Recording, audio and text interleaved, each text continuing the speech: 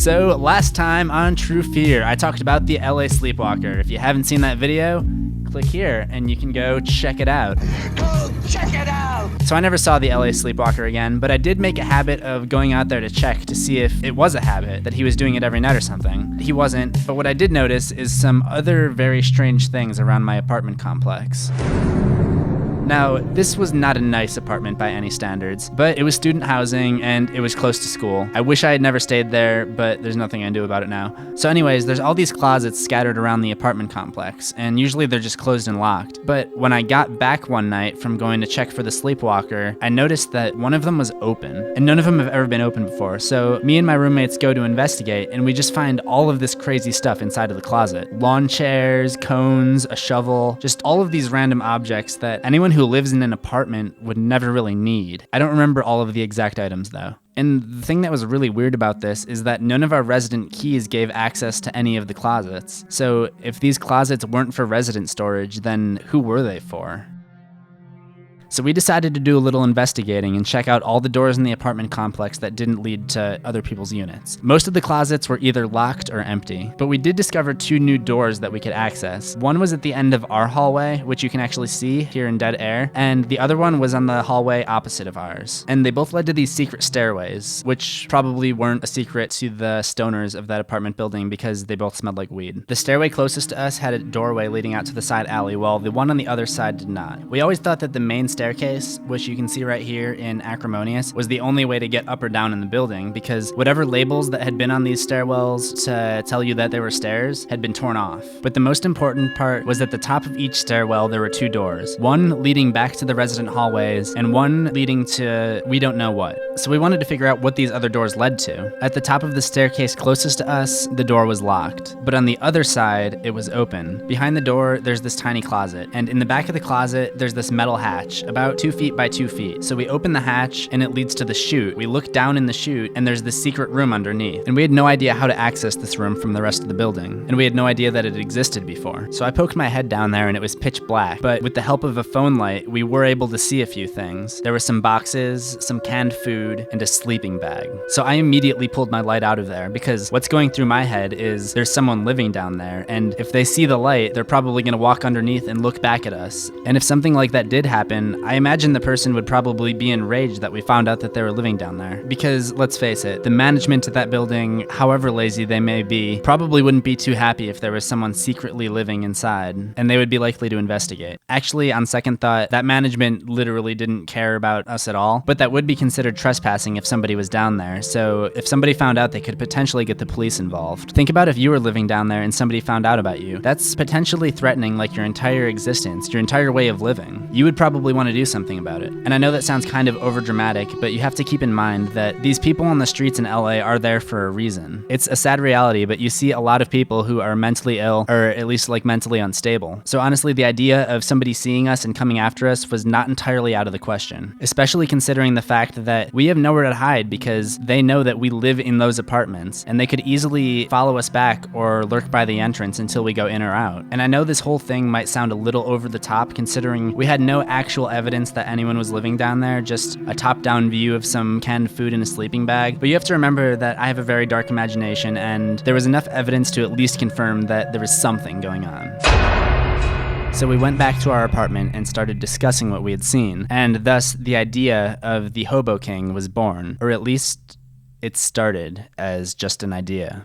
Being creative people, we came up with this whole scenario and character revolving around the Hobo King. In our story, the Hobo King is actually a very smart man who figured out how to live his life safely and efficiently without needing to get a job, and has since reached out to other homeless people in the area to help give them a shelter overnight. So he dubbed himself the Hobo King and started donning tattered robes made up of rags and one of those Burger King birthday crowns that he found in the dumpster. He's a very egotistical character. So over time, he amassed all these followers, and he gave them a place to stay in exchange for collecting taxes from the people off the streets. So if you're homeless and you want to stay in the Hobo King's castle, if you will, you could do so by giving him 20% of the earnings that you made begging by the freeway ramp. So that's the extent of what we made up. The rest of this is all real. I'll still be referring to the homeless person as the Hobo King for the rest of the story though. So from that point forward, we started checking up in the closets and monitoring what was going on in the property after the staff left every night. And what we found was that while all the closets are usually locked, every now and then a random one of them would be left open,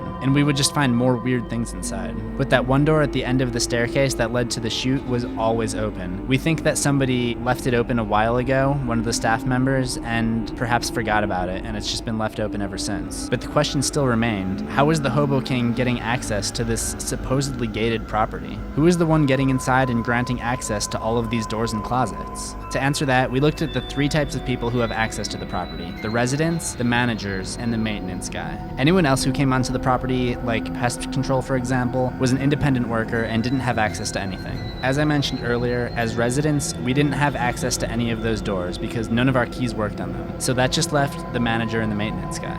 Both of them were absolutely awful. The manager would really only stop in for about an hour every day to meet with potential leasers and then leave right after that. We know this because whenever we had a problem and we tried to get a hold of the manager, it was impossible, and we would end up just having to wait around all day by the manager's office. That just leaves us with the maintenance guy, who was abhorrently lazy. Whenever we had an issue, he would just show up like a week later with one of his friends. Yes, he would just bring some of his friends to work with him sometimes. We would tell him about the problem we were having. He would be like, "Oh, okay, I'll be right back," and then he would leave and never come back.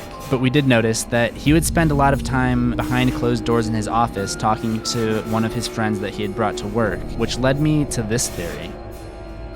One of the maintenance guy's friends is the Hobo King.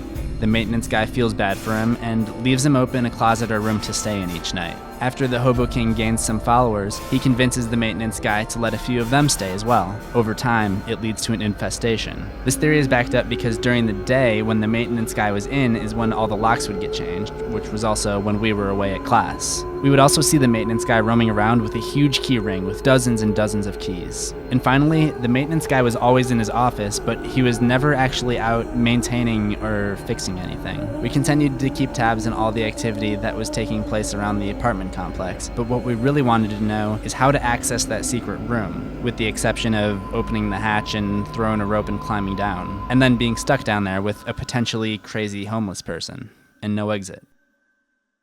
We assumed that the chute and another chute that we assumed also exist on the stairwell by our side were both garbage chutes at one time, that they just got too lazy to keep taking to the street and then moved the dumpsters to the street for us to take our garbage out to. If that's true, then there had to be an entrance somewhere, most likely in the 2 alleyways on either side of the building. First, we checked the alleyway on our side. We didn't find a secret door on our side, but we did find all these scuba books and scuba equipment that had just been scattered out in the alley for some reason.